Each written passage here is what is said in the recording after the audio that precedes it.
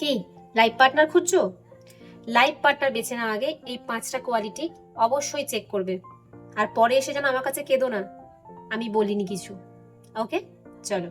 Number 1, সেই emotionally available কিনা অবশ্যই দেখে নেবে। ভালোবাসি সবাই বলে, পাশে সবাই থাকে, বাট তোমার ভেতরে আছে কি অবশ্যই দেখবে। খুব খারাপ সময় অ্যাভেলেবেল থাকাটাই আসল ভালোবাসা। Number 2, consistent and reliable.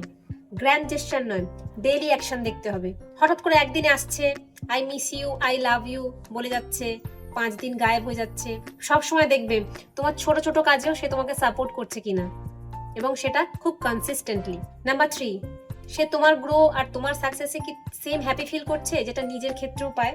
তোমার বেস্ট ভার্সনে যাবার জন্য তোমাকে পুশ করছে, অবশ্যই দেখবে। নাম্বার 4, ঝগড়ার সময় তোমাকে হার্ট করছে কি। কনফ্লিক্ট তো সব কাপলদের মধ্যেই হয়, বাট সেই সময় তোমার উপর চিল্লাচ্ছে কি, নাকি ম্যাচিওরলি ব্যাপারটাকে হ্যান্ডেল করার চেষ্টা করছে, সলিউশন খোঁজার চেষ্টা করছে। সাইলেন্ট ট্রিটমেন্ট দিচ্ছে না, সলভ করতে চাইছে ব্যাপারটা। Number 5, accountable and self aware. সে কি সেলফ অ্যাওয়ার? সবসময় দেখবে যে নিজেকে বোঝে, নিজের সবকিছু বুঝতে পারে, সে তোমারটাও বুঝতে পারবে। অ্যাকাউন্টেবিলিটি ছাড়া সম্পর্কে রিয়েল ইন্টিমেসি কখনো আসে না। সো পারফেক্ট মানুষ নয়, অ্যাকাউন্টেবল মানুষ খোঁজো। তো এই 5টা কোয়ালিটি কি তোমার পার্টনারের মধ্যে আছে? যদি থাকে তো সে একদম গ্রিন ফ্ল্যাগ।